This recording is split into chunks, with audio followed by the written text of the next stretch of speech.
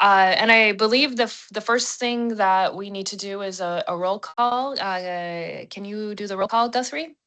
Yes, thank you, Madam Chair, members of the subcommittee. I will now call a roll. Greg Heyman. Present. Emily Simnett. Present. Richard Devlin. Gail Yamasaki. Present. And I see that Commissioner Devlin is present online. Commissioner Devlin, I've just promoted you. That is a full roll, Madam Chair, and we have a quorum. Okay, excellent. Thank you, Guthrie. Welcome everyone this morning to the Funding and Achievement Subcommittee. This is my first committee chairing the subcommittee officially. I've stepped in for a moment, I believe, at our last meeting. So I'll just briefly introduce myself. I'm Emily Simnett. I am the university faculty member of the commission. I teach writing, speaking, and reasoning at the University of Oregon.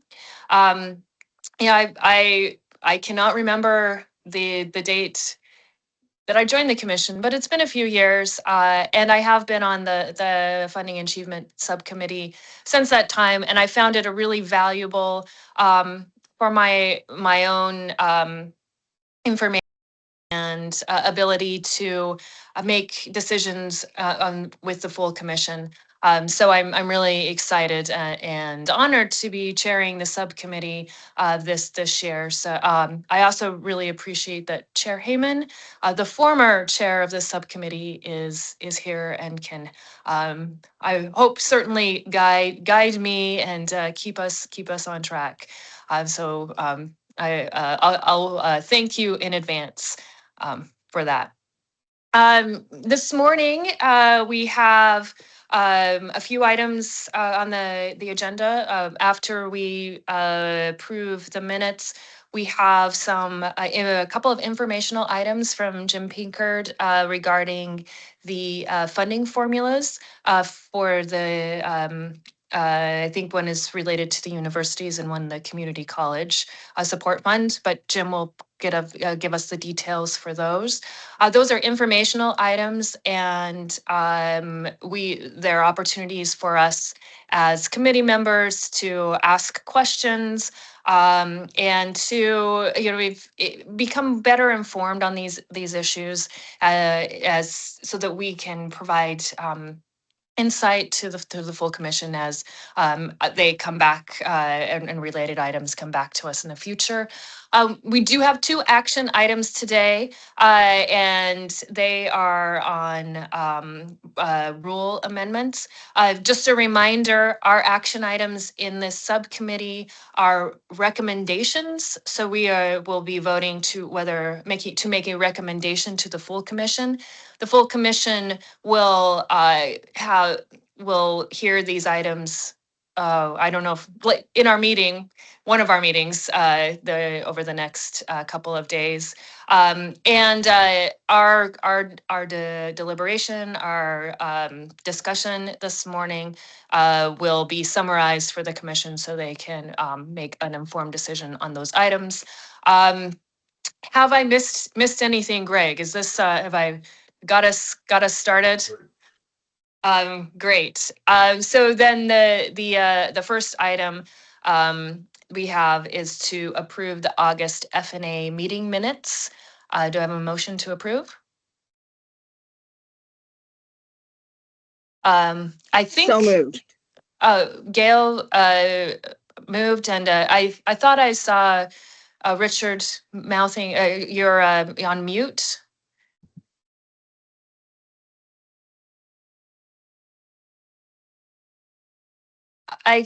You're still on mute. Guthrie, do we have a technical issue or? Apologies, Madam Chair. Commissioner Devlin, you should be promoted now in the meeting. Oh, there we go. There we go. Okay, so I believe we have a move in a second. Between all of that, all in favor. Aye. Okay, I believe that we have approved the meeting minutes from the August meeting. Guthrie, has anyone signed up for public comment? Yes, we do have one sign up for public comment this morning.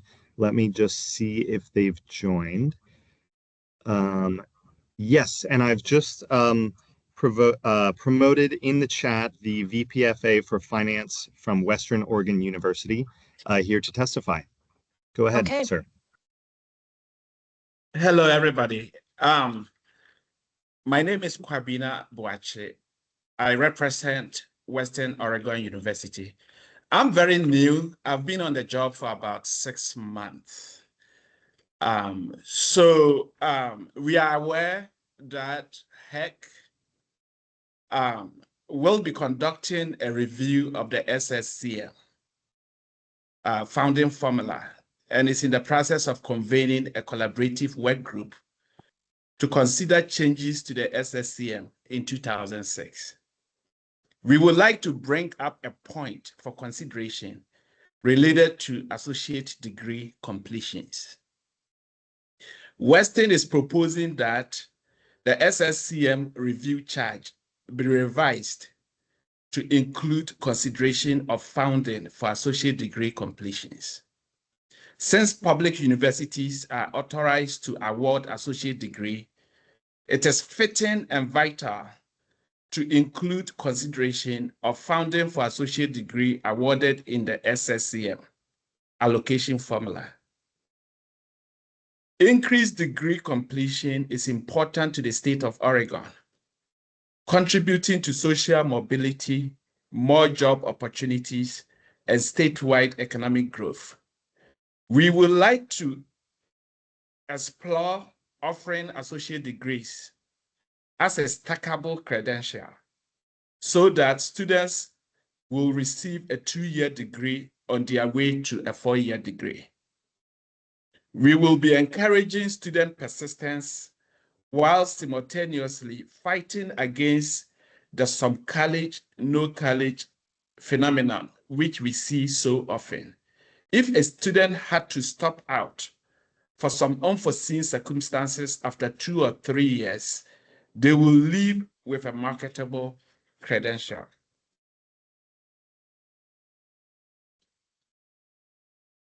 There may also be opportunity for standalone associate degree that could help meet the workforce need in Oregon.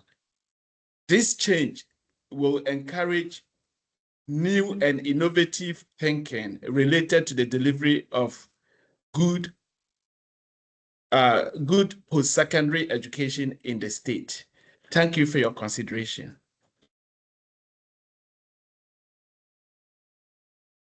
Thank you for your comments. Are there any questions or follow-up? Thank you very much for your comments. I Thank you. appreciate your thoughts today. Thank you. And Madam Chair, that's all the testimony we have signed up for the subcommittee meeting. Okay, thank you, Guthrie. So we'll move on to our next item, and this will be an information about the 2026 Student Success and Completion Model and Engineering Technology Sustaining Funds Review Work Plan. Jim Pinkert is here to talk to us about this morning. So take it away, Jim. Yes, thank you, Madam Chair, and good morning, Commissioners. For the record, Jim Pinkert with the Office of Post-Secondary Finance and Capital. It's a pleasure to be here with all of you this morning on a cool fall afternoon with the colors in the trees just starting to change outside my window.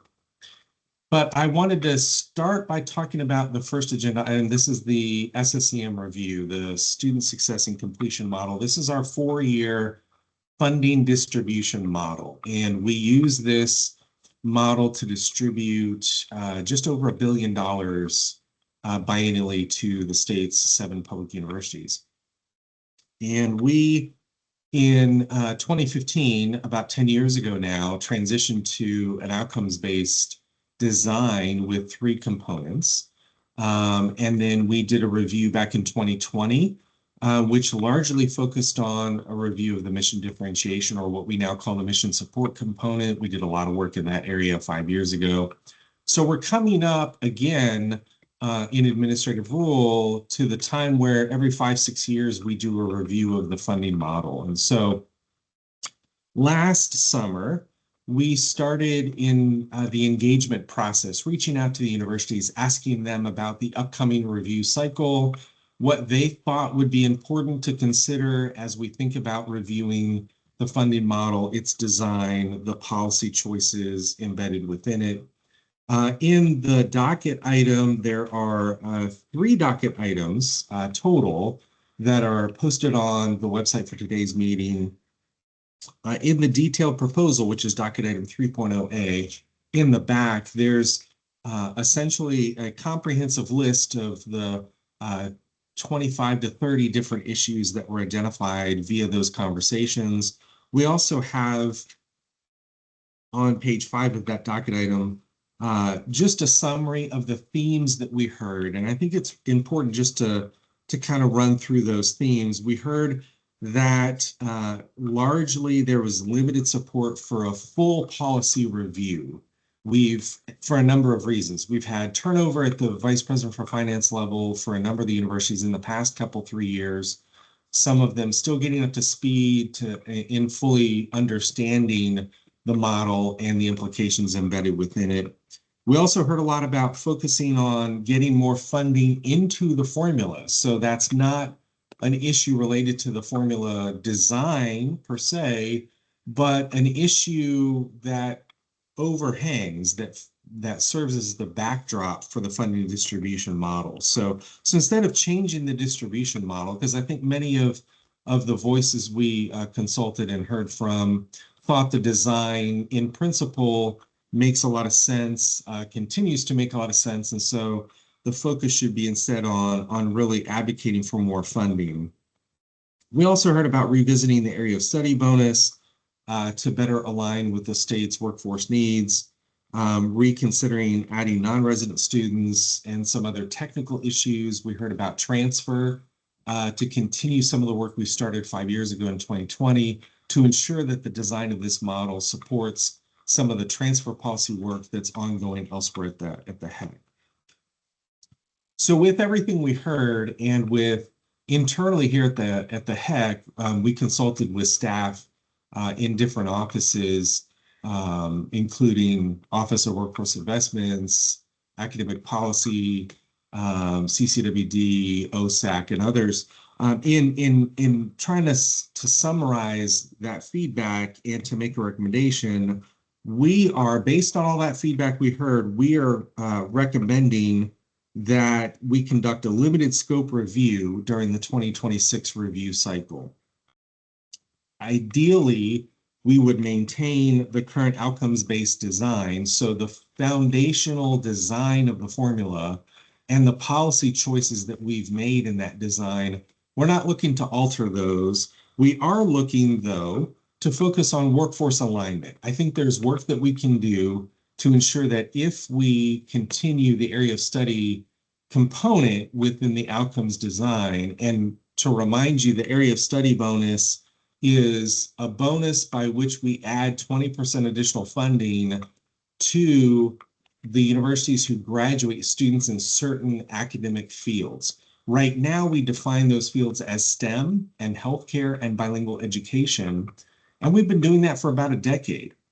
And essentially, we're going to ask the question, is that a good thing or is that a bad thing? Have the state's workforce needs changed to necessitate a reconsideration of the areas in that mechanism that we privilege, that we bonus with that 20%? So that's the conversation we really want to have with our workforce partners. We've had some very good conversations with them to date, and want to invite them into the room to continue that conversation with them, to make sure there's an alignment, policy alignment between how we do that within our funding formula and the other policy work we're trying to accomplish as an agency. There are other certain technical issues we want to focus on as well.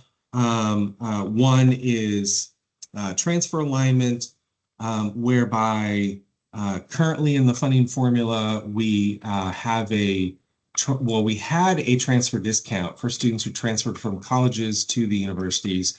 In 2020, we got rid of that transfer discount to ensure that there's an alignment between the two sectors. Now there's a transfer discount for students who start at one university and transfer to another public university in Oregon. And there's thinking around maybe we should readdress that issue to incentivize the universities to collaborate on academic degree programs. Because right now there's a disincentive in the formula. So a very highly technical issue, but one I think we can ask the work group to collaborate with us on in addressing. I'll also point out that we want to review the Engineering Technology Sustaining Fund as well. In administrative rule, we were supposed to review that. Full disclosure, we were supposed to review that a couple of years ago, and we haven't done that yet. So in this conversation around reviewing the SSCM, we thought it would be ideal to also review the ETSF, because the Engineering Technology Sustaining Fund is a state program right now funded at $33 million and benefits all 7 universities. We thought in terms of workforce alignment, it might be good to have a conversation about that. At the same time, we're talking about the area of study bonus to ensure both policy mechanisms are coordinated and are working together and not working against each other. So we thought it might be an ideal time to have that conversation, although at face value, it does seem a little disjointed to have a conversation around ETSF as it relates to SSCM. So that's part of our recommendation to revise ETSF as well. Again, in this larger in this larger vein of servicing workforce alignment. So again, the docket item lays out the review timeline. We're hoping, although this is not an action item for you this morning, we're hoping to receive your feedback. We're hoping to receive your comments and hopefully positive affirmation that this is the direction that we as HECC staff should head. But the review timeline calls for this fall, engaging with the university presidents, asking them to appoint their membership to the work group. The work group meetings will likely occur between January through June of 2026. And then in the fall of 2026, you can expect us as HECC staff to return to this venue to bring back to you a set of staff recommendations for your consideration. And then any rulemaking that becomes necessary would occur after that. There are operating assumptions, some guiding principles, proposed workgroup membership laid out in the plan. And then on pages 3 and 4, we give you some detail around what the workgroup charges, the to-do list actually will be. I think it's important to note that once we have the workgroup together at their first meeting, we will ask them to consider the workgroup charge and finalize it. So they will have the opportunity to choose to add any charges, but we make it clear the expectation that they should address the commission's charges at a minimum. So if they want to add charges, they are certainly, they're capable of doing so if they want to add an evaluation of some other component of the model or a different issue, they can certainly do so at that time.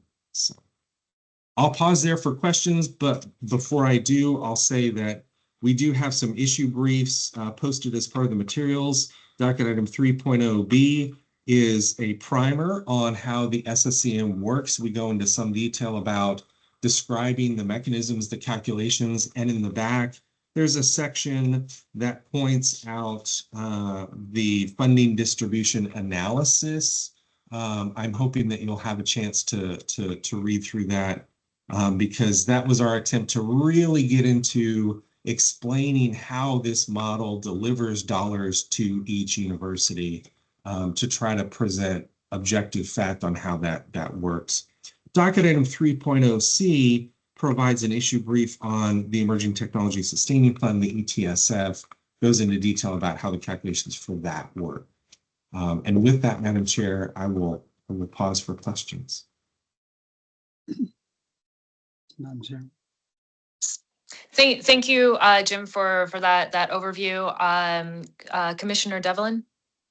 Yes, thank you, Madam Chair. Jim, this discussion about recognition of non-resident students in the formula, is this being put forward as looking at the potential of partial recognition or full recognition, in the sense that full recognition would require a huge increase in the amount of funding to even keep the current level per resident FTE?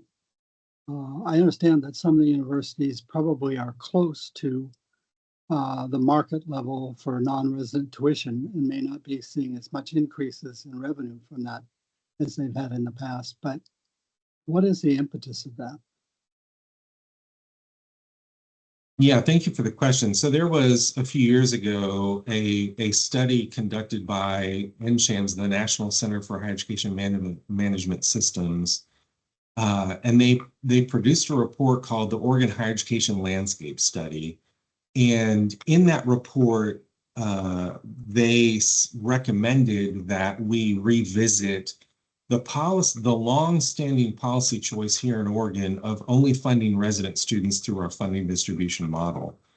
That decision, that policy choice was made many years ago prior to the HECC, and I'm not honestly quite sure when it was actually decided, maybe in the 80s or 90s, but long-standing policy decision. And they recommended in their report, based on everything they looked at, considered all the data information they had, they made a recommendation in that report, hey, maybe y'all should revisit this because a third of all the students, undergraduate students at our 7 universities, are non-resident students.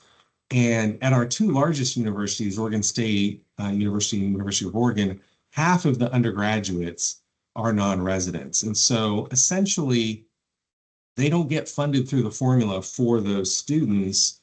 And when you look at funding per FTE, which is for fiscal year 2024, detailed on page 20 of the issue brief, which is docket item 3.0B, you'll see that both OSU and U of O receive about 30% less funding per FTE for a number of reasons, one of which is because they don't receive funding for non-residents. So the impetus really is the recommendation made by NCHAMS, who are nationally recognized experts in higher ed, and then also the conversation we've been having in the last few years around does that put some of our universities at a detriment financially if they don't receive funding for non-residents through the formula. Now, to be completely transparent with you, you'll note that in what we're recommending as staff for the work group charge, we did not include that issue as one of the work group charges. And that's simply because that is a large conversation to have. And I think, to your point, Commissioner Devlin, that would necessitate a really large and frank conversation around, can the state afford it? Can the state afford a change like that in its funding model? And what would that look like going forward? So I don't know that we're at the point where we can really have that conversation in a way that, in a robust way. So. Madam Chair, one follow-up question, just a slightly different area. This is very esoteric, Jim. On your table 20, trend in funding per FTE, I believe it's on page 23 of your presentation. Now, there is this very large increase for PSU, and I may be a little bit more familiar there than I am in other areas. But if you look at this, it looks like there's just this huge increase. But if I remember my history back to 2015, PSU was still under, at that time, or they were gradually moving out of, a cap on how much of their FTE would be recognized. There was a broad concern that PSU was adding thousands and thousands of students. So they actually didn't get recognized for those thousands and thousands of students that were resident students. But later they did, obviously, and then soon after that, enrollment started to go down. But that's why there's, I believe, such a huge increase there, is because they weren't getting recognized for the FTE they had before.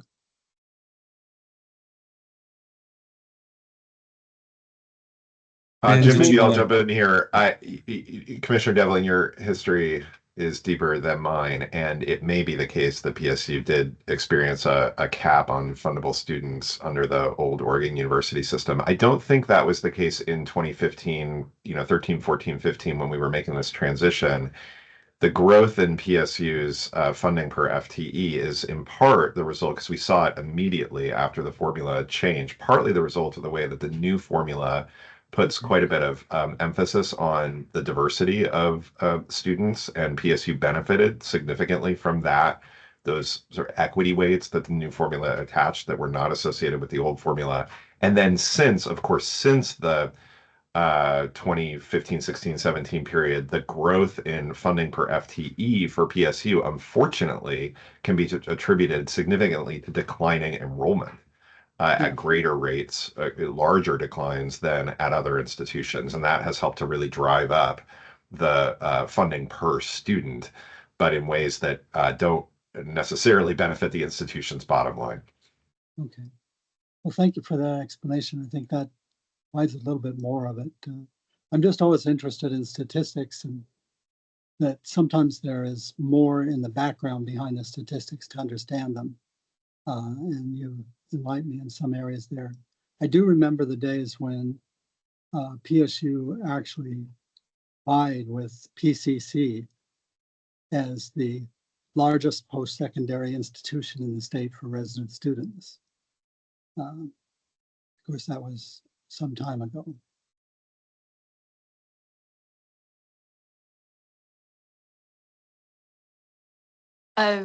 Are there other questions for Jim on this issue? I'm not seeing anyone. If I'm missing somebody, again, just I appreciate any assistance because I am on my phone. Before we move on to the next item, I just wanted to make sure that I understood one thing that I heard you say is that part of this review will look at some technical issues that may have been disincentivizing universities to collaborate in regards to programmatic development. Is that something that I heard you say, Jim? And could you talk a little bit more about that? Yes, thank you for the opportunity to clarify that. Yes, we in 2020, so 5 years ago, a key component of the work group conversation at that time revolved around the idea within the model of having a transfer discount. So what that meant was we had at that time in the funding formula a student who started at their local community college and earned a fair amount of credits and then transferred to a state public university and then graduated. The distribution of funding to that university for that student who started at their community college and then transferred, it was discounted by about 35%. And the logic behind that policy choice was, well, if the student started at the community college and came into the university with a set number of credits, on average about a third of what they needed to graduate, then why should they receive 100% of the payment for a degree earned? And that logic was sound. I think the intent was reasonable, but what we found is that could create a disincentive for universities to work to partner with community colleges on transferring students. So, and elsewhere in the agency led by Veronica Dujon and other leaders here at the HECC and Donna Llewellyn, there's a lot of work over the last few years on transfer mapping, common course numbers, and really trying to incentivize a more efficient pathway for the student to receive their bachelor's degree. So we didn't, in the funding formula, want to create any disincentive for a student or institution, community college or university, to kind of support that work. So we made that change back in 2020. However, we left the transfer discount in place for a student transferring from one public university to another at the recommendation of the work group.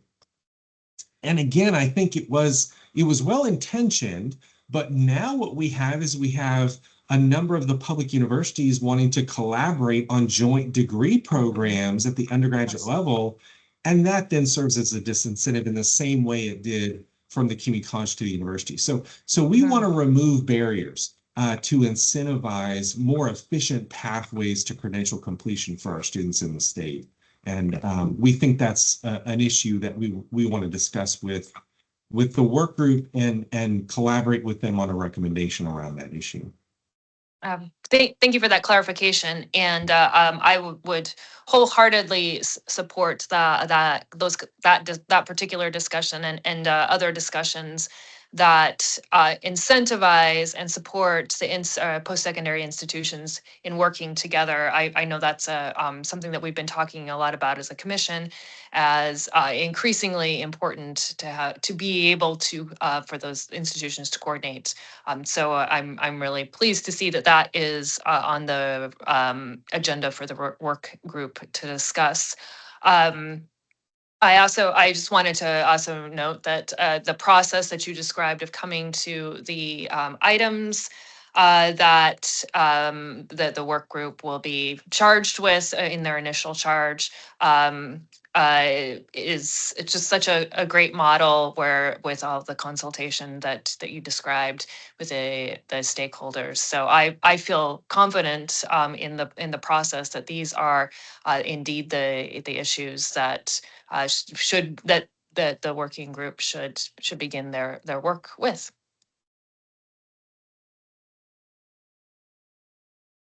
If there are there any other questions before we move on to Jim's second presentation?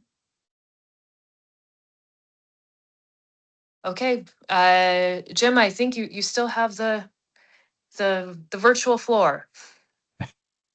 Thank you, Madam Chair. I appreciate that. Moving on to agenda item 4.0. So this is a funding distribution formula work group, but this is a plan for the community colleges. And I want to mention that I'll be joined by my friend and colleague, Donna Llewellyn, who is the director of the Office of Community Colleges and Workforce Development. Sorry, I'm flipping through my notes here and tell you that we, because we're gluttons for punishment and we enjoy funding formula discussions, we thought we would do a review of both the university model and the community college model.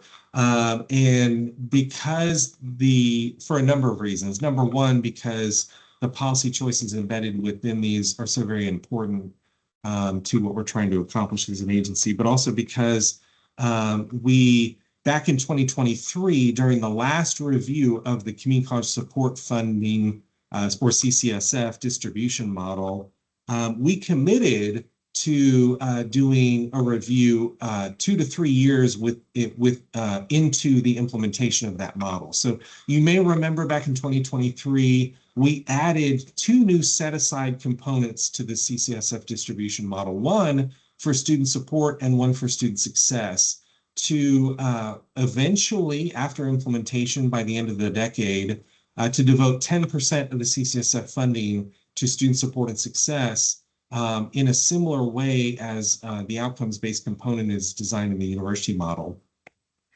And at the time, we committed to performing a review to ensure that the data we're collecting and the calculations are still consistent with what was intended.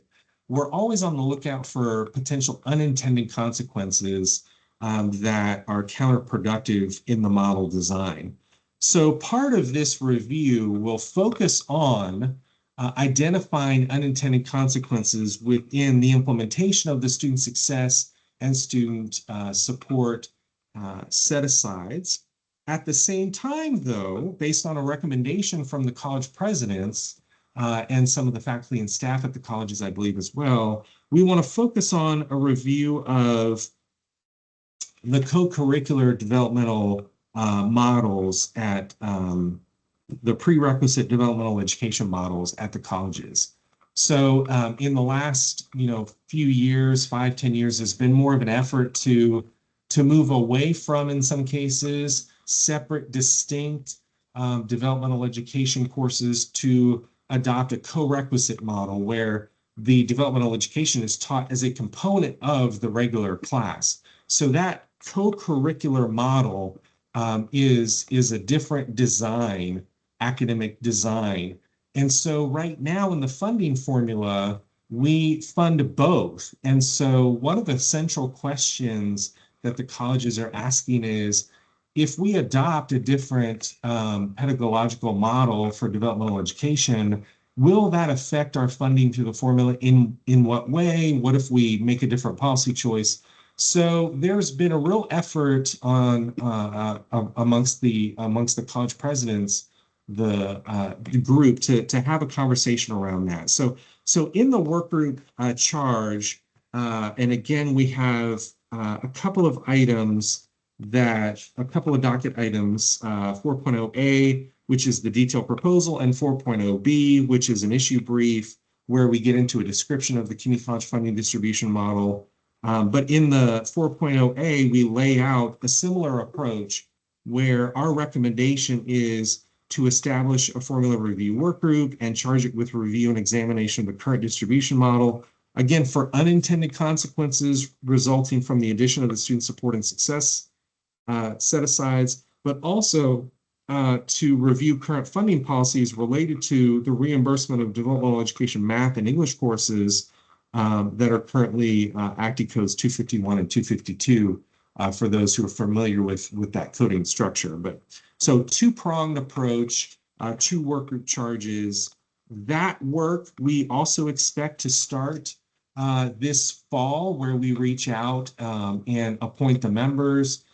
You can see on page 2 that the Oregon Presidents, the Oregon Council of Presidents, Oregon President's Council, I get the name wrong, the OPC, the Oregon President's Council, they've already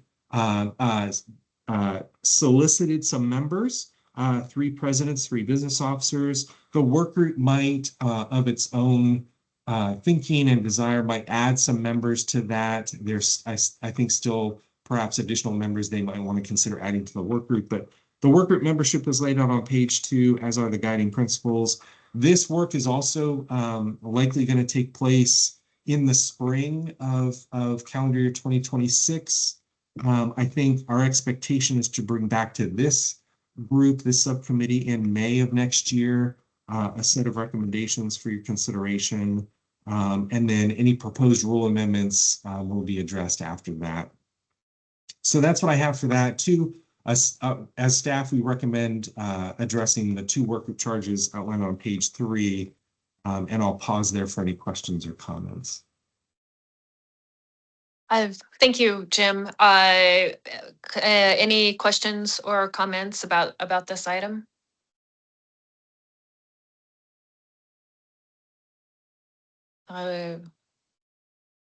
I'm not seeing any, so I think you might be off the hook.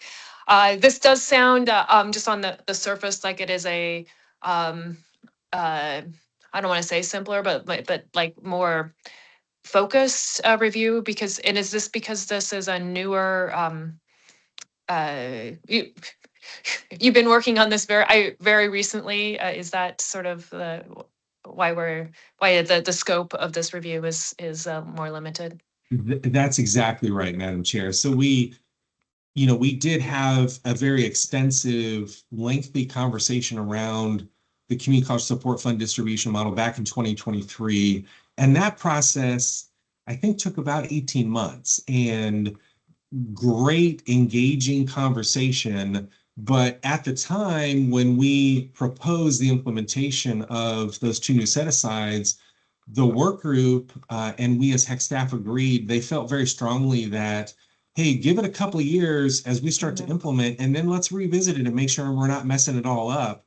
And I really appreciated that.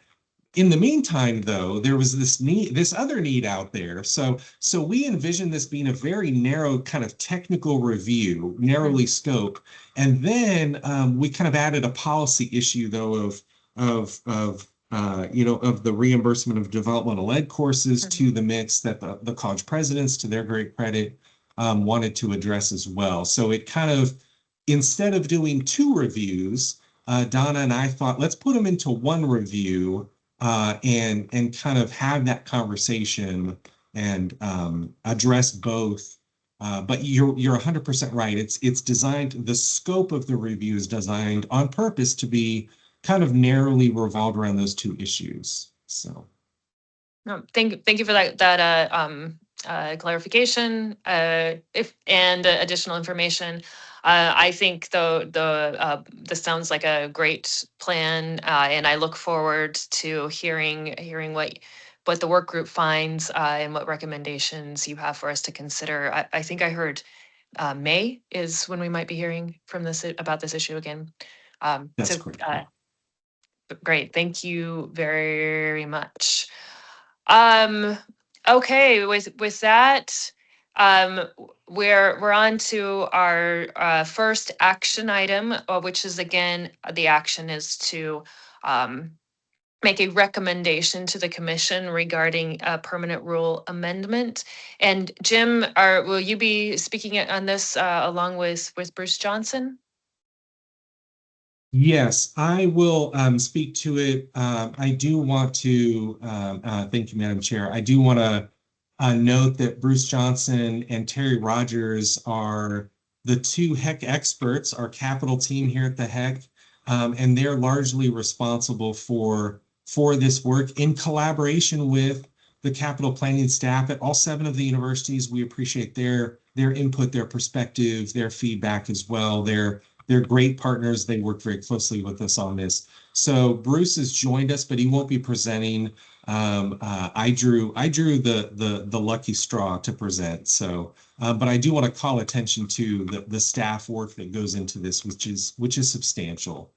And you're 100% right, Madam Chair. This is an action item, again, for your consideration to propose to the full commission, which I think will be on the agenda for Thursday, for tomorrow morning. But nonetheless, this rule amendment relates to the capital improvement and renewal funding distribution framework.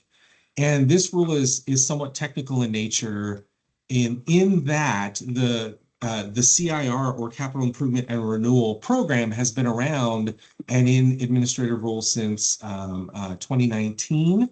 It is a framework by which we use state bond proceeds to fund critical deferred maintenance, accessibility issues, and other critical needs, capital needs at all 7 of our campuses. So the funding is allocated to all 7 universities via a framework.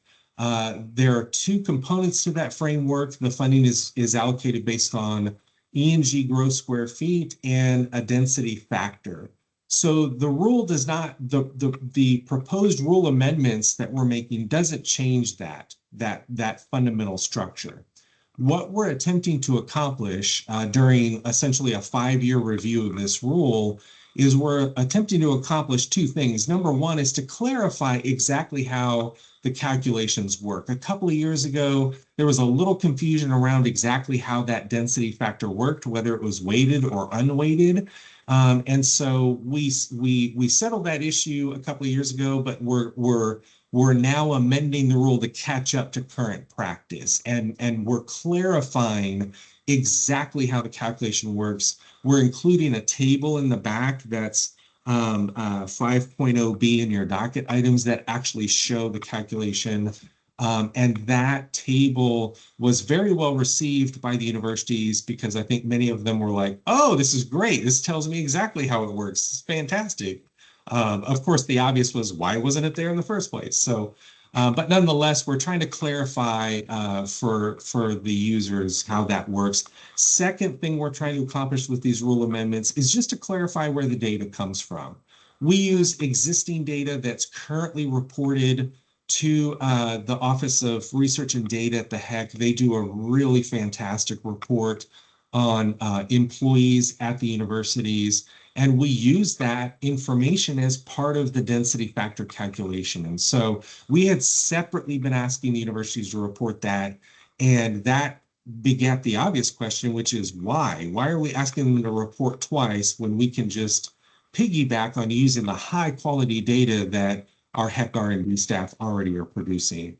And so the universities will only have to provide one set of numbers, not two. So anything we can do to help make their data submission more efficient, we're interested in doing. So in conclusion, this set of rule amendments, when you look at the red line version of the proposed rule text, it looks like we're changing a lot, but we're really just validating where the information comes from, clarifying how the calculations work, making this rule more accessible for the people who need it. And with that, I'll pause for questions. Thank you, Jim. Are there questions for Jim on this item or comments? As somebody who works on a university campus in buildings that are not always, shall we say, ideal, I really appreciate both that there is the capital or the capital funds for capital deferred maintenance and improving the building situation on campuses. And I do appreciate making that process as simple as possible. I know it's very important for our students to have a good space for learning to occur. So I just wanted to take the opportunity to say that. But with that, this is an action item. Do we have a motion to recommend, make a recommendation to the commission? Madam Chair, I move that we recommend to the commission approval of this item. I'll second. Okay, we have a movement and a second for recommending approval to the commission. All in, or can we take a vote? I just want to clarify. This is where we take the vote. Yes, Cool. Madam Chair. All in favor, say aye Aye. or indicate. Thank you. It looks like we will recommend that to the commission. And then our final item is another rule amendment. So I'll turn it back over to you, Jim. Yeah, thank you, Madam Chair. This is actually a very simple and straightforward rule amendment. So it deals with community college capital construction projects and the limitation that the colleges are eligible for a single project. So when the colleges submit project requests to us for inclusion in the ARB, they previously had been limited to requesting no more than $8 million in state funding support. A bill got passed in the last legislative session, Senate Bill 5505, which increased that limit from $8 million to $12 million. So literally all this rule does is change one number in the rule from 8 to 12 in recognition that the limitation has increased essentially in line with inflation. That original $8 million limitation dates back to 2013, had never been inflation adjusted. And so the legislature, to their great credit, raised it to just keep it in line with inflation. So that's what this rule amendment does. I failed to mention in the previous rule amendment that there is a hearing officers report now available, posted on our website and as part of this docket item. And for this rule amendment, there is also a hearing officers report. I give Guthrie great credit for putting that together to publicly note that during the hearings for both rules, we did not hear any comment or questions or concerns expressed from any of our higher education partners about any of these amendments. I'd like to think partly that's because we use a negotiated rulemaking process, so we invite our partners into the process at a much earlier stage than the rule hearing, but nonetheless, those hearing officer reports are available for your consumption.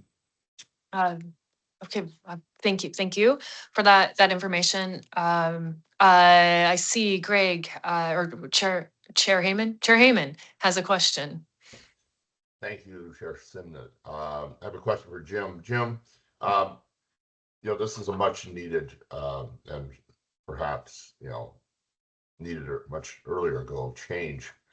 So I'm, excited or supportive about this. I'm wondering though, we have a number of institutions who are unable to provide the match at 8 million. And so moving that limit to 12 million may actually exacerbate that limitation that some institutions feel. I guess it's sort of a rhetorical question, but have you had a conversation about thinking about how we might find ways of addressing that now expanded inability to make a match? Yeah, I appreciate that point because I think it's well taken. It's I think important for for folks to understand that the type of state bonding that the colleges are eligible for is found within Article 11 of the state constitution, Section G, which requires a 50-50 match. So whatever they receive in state funding, they have to match dollar for dollar. And that can, to Chair Heyman's point, present a significant fiscal challenge especially for some of the smaller colleges, or for some of the colleges who struggle raising capital funding.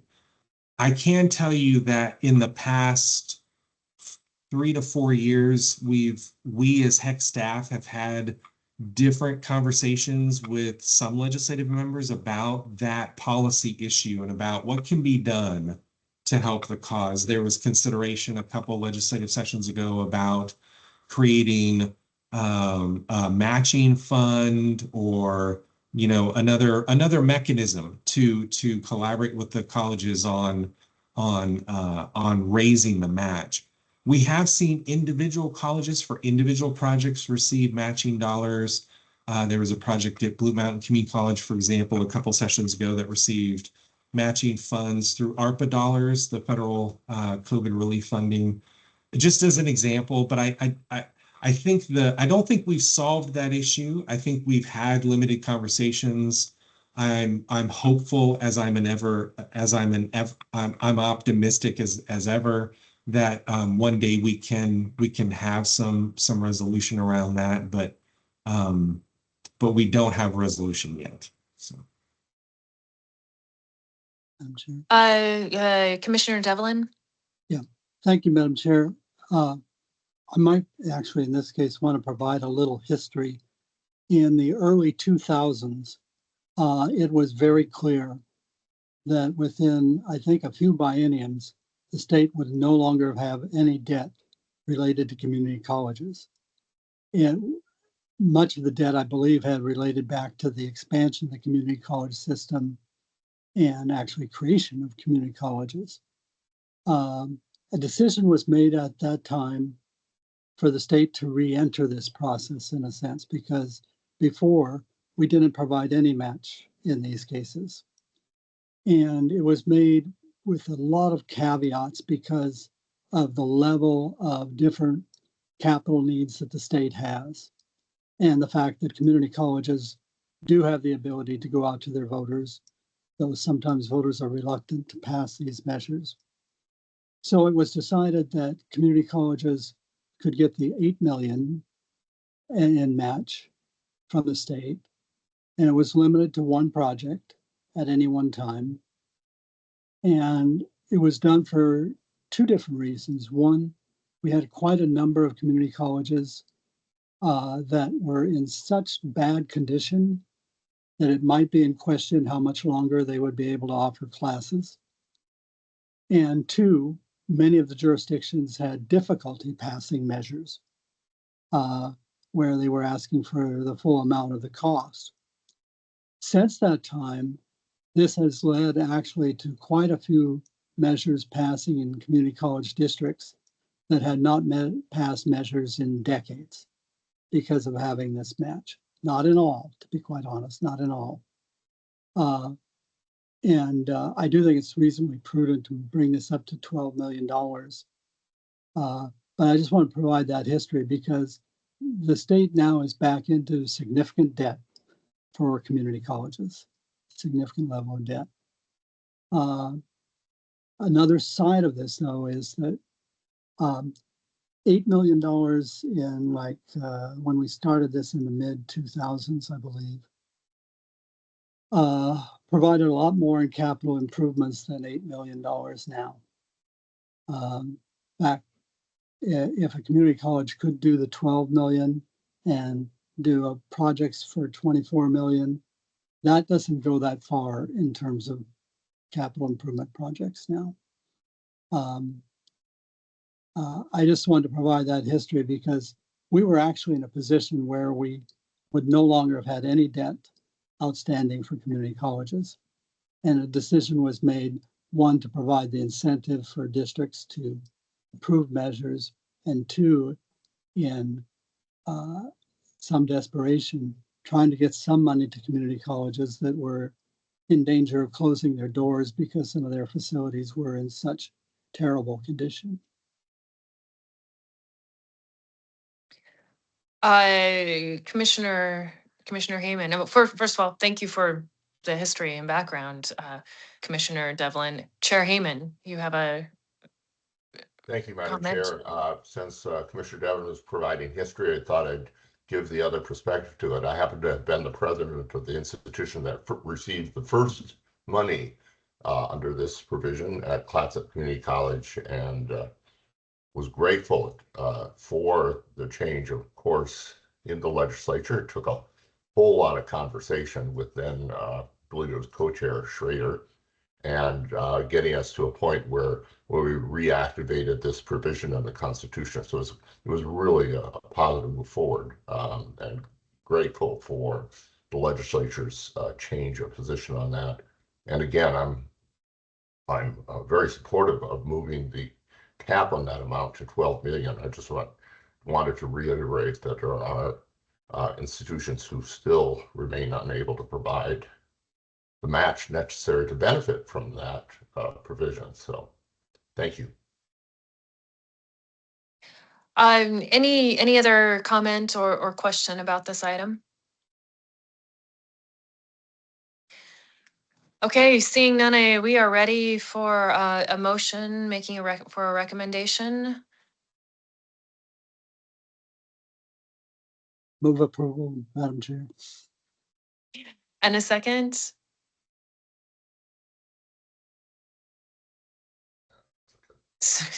We're few in numbers, so. And I did you second? I'm trying to assist, Greg Madam. Second.